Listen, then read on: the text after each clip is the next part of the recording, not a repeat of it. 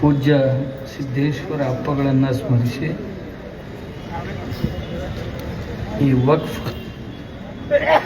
ವಿರುದ್ಧ ಬೃಹತ್ ಹೋರಾಟ ಏನು ನಡೆದಿದೆ, ಈ ಹೋರಾಟವನ್ನು ಬೆಂಬಲಿಸುವುದಕ್ಕಾಗಿ ಆಶೀರ್ವದಿಸಲು ಆಗಮಿಸಿದಂಥ ಕೂಡಲ ಸಂಗಮದ ಜಯ ಮೃತ್ಯುಂಜಯ ಅಪ್ಪಗಳೇ ಆದಿಯಾಗಿ ಎಲ್ಲ ಪೂಜ್ಯ ಪಾದರ ಅಡಿದಾವರೆಗಳಲ್ಲಿ ವಂದಿಸುತ್ತಾ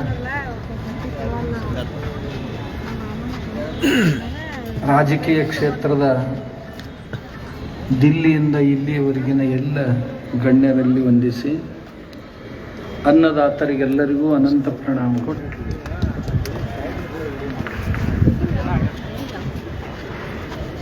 ದೇಶಕ್ಕೆ ಮೇಲಿನ ಮೇಲೆ ಹೊಸ ಹೊಸ ಸಮಸ್ಯೆಗಳು ಬರ್ತಿರ್ತಾವ ಅನ್ನೋದಕ್ಕಿಂತಲೂ ತರ್ತಿರ್ತಾರೆ ಬಹಳ ಜನ.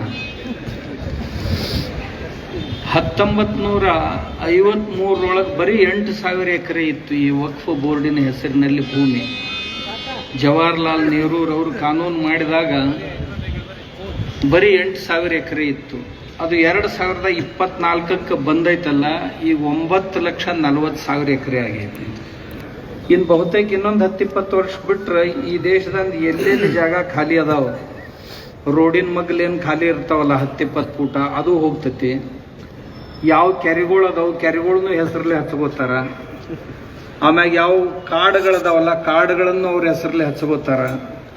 ಎಲ್ಲೆಲ್ಲಿ ಭೂಮಿ ಖಾಲಿ ಸಿಗ್ತಾವಲ್ಲೆಲ್ಲ ಹಚ್ಕೊಳ್ತಾರೆ. ಯಾಕಂತಂದ್ರೆ ಅದ್ರೊಳಗೆ ಅಂಥ ಪ್ರೊವಿಷನ್ ಮಾಡಿದ್ದಾರೆ. ನಮ್ಮ ದೇಶ ಅನೇಕ ಧರ್ಮಗಳಿಂದ ಕೂಡಿ, ನಾವು ಹಿಂದೂಗಳಂತರೂ ದೊಡ್ಡ ಸಂಖ್ಯೆಯಲ್ಲಿ ಇದ್ದೀವಿ. ಅಲ್ಪಸಂಖ್ಯಾತರಂತ ಏನದಾರ ಅವ್ರಿಗೆಲ್ಲರಿಗೂ ಒಂದೊಂದು ಬೋರ್ಡ್ ಮಾಡಬೇಕಾಗಿತ್ತು. ಎಲ್ಲರನ್ನ ಬಿಟ್ಟು ಈ ಬರೀ ಶಿಯಾ ಸುನ್ನಿ ಇಬ್ಬರಿಗೆ 2 ಬೋರ್ಡ್ ಮಾಡ್ಯಾರ. ಮುಸಲ್ಮಾನರಲ್ಲೇ ಇನ್ನೂ ಸಹಿತ ಅಹಮದಿಯಾ ಮುಸಲ್ಮಾನರಂತದಾರ, ಬೋರಿ ಮುಸಲ್ಮಾನರಂತದಾರ, ಆಗಾ ಖಾನ್ ಮುಸಲ್ಮಾನರಂತದಾರ, ಏನ 7-8 ನಮೂನಿ ಮುಸಲ್ಮಾನರದಾರ. ಅವರೆಲ್ಲರೂ ಬೇರೆ ಬೇರೆನೇ ಅದಾರ, ಒಬ್ಬರಿಗೂಡೊಬ್ಬರು ಹೊಡ್ಕೊಳ್ಳೋ ವ್ಯವಹಾರ ಮಾಡೋದಿಲ್ಲ. ಹಾಗಾದ್ರೆ ಅವ್ರಿಗೆಲ್ಲರಿಗೂ ಒಂದೊಂದು ಬೋರ್ಡ್ ಮಾಡಬೇಕಾಗಿತ್ತು. ಜೈನರಿಗೊಂದು ಬೋರ್ಡ್ ಮಾಡಬೇಕಾಗಿತ್ತು, ಸಿಖ್ಖರಿಗೊಂದು ಬೋರ್ಡ್ ಮಾಡಬೇಕಾಗಿತ್ತು, ಬೌದ್ಧರಿಗೊಂದು ಬೋರ್ಡ್ ಮಾಡಬೇಕಾಗಿತ್ತು.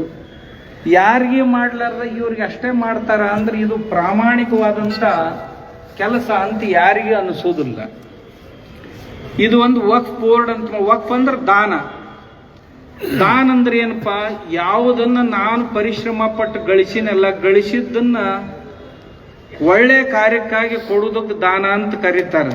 ನಾ ದಡಕ್ಕನ ಅಪ್ಗಳ ಕಿಶದ ಅಂತ ಹಿಂಗೆ ಕಸ್ಕೊಂಡವನ ತಕ್ಕೊಂಡವನ ಇವ್ರು ಇಲ್ಲಿ ಮೊಬೈಲ್ ಇಟ್ಟಾರ ತಗೊಂಡು ಹೋಗಿ ದಾನ ಅಂತ ಈ ನಮೂನಿ ದಾನ ನಡೆದೈತಿ ಈಗ ದೇಶದಾಗ.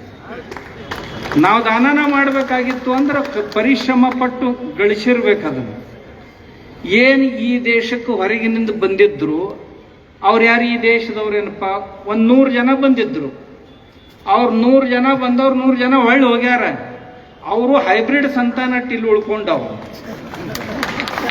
ಅವ್ರ ಏಟ್ ಗಳಿಸೋರದಾರ, ಗಳಿಸಿ ಏನು ಇಡೀ ದೇಶನ ಅವ್ರದ ಎಲ್ಲಿಗೆ ತಂದಿಟ್ರು ಅಂದ್ರ ಬಾದಶಾನ ಕುದುರೆ ಯಾರ ರಸ್ತಾದ ಮ್ಯಾಗ ಹೋಗ್ಯಾವ ಅದು ಎಲ್ಲ ಜಾಗ ಅವ್ರ ಹೆಸರಲ್ಲೇ ಹಚ್ಚ್ರಿ.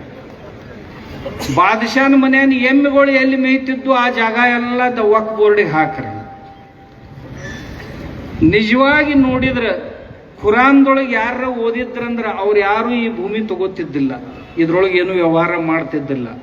ಯಾಕಂತಂದ್ರೆ ಖುರಾನ್ದೊಳಗ ಎಲ್ಲಿಯೂ ದರ್ಗಾದ ಉಲ್ಲೇಖ ಇಲ್ಲ, ಮಜಾರ್ ಉಲ್ಲೇಖ ಇಲ್ಲ. ನೀವು ಒಂದು ವೇಳೆ ದರ್ಗಾ ಮಜಾರ್ಗಳಿಗಾಗಿ ಈ ವಕ್ಫ್ ಭೂಮಿಯನ್ನು ಕೊಡ್ತಿದ್ರಿ ಅಂತಂದ್ರೆ ಇದು ಖುರಾನ್ ವಿರೋಧಿಯಾದಂಥ ಘಟನೆ ಆಗ್ತದೆ. ಈ ಭೂಮಿಯನ್ನು ನೀವು ತಗೊಂಡು ಇಂಥ ಕೆಲಸಕ್ಕೆ ಬಳಸಿದ್ರಿ ಅಂದ್ರೆ ನೀವೆಂದೂ